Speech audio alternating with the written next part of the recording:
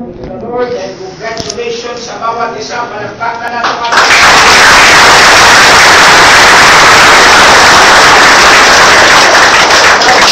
sa ating guest of honor speaker, our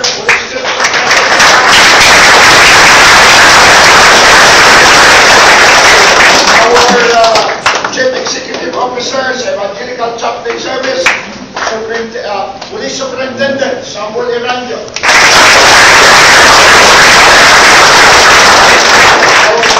National Coordinator, Reverend Ephraim Segovia.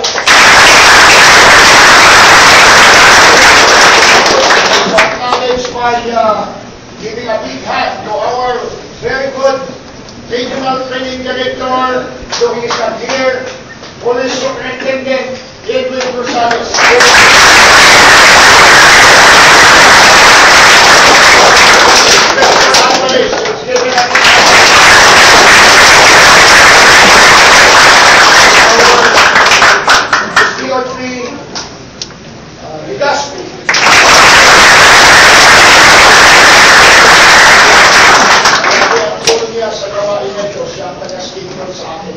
So without his effort and assistance, wala tayo dito. So we might not be.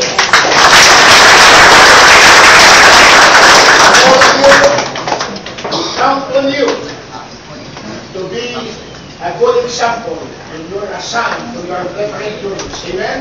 Yeah! Nakita na iba ang captains. Amen? Yeah! May kababago ang mga pulis at captains. Amen? Yeah! Loving Father, we want to thank you for the conclusion of our graduation tonight.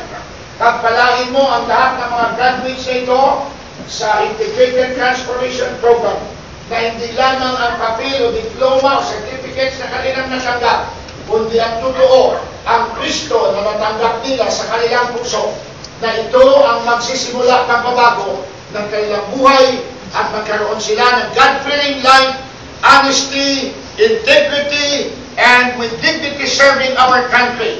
They may be a dying policeman helping and serving our dying nation.